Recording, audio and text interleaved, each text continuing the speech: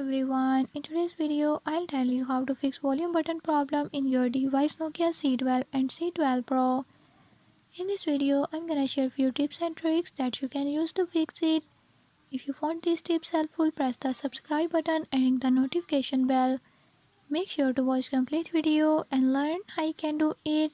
Let's watch the video.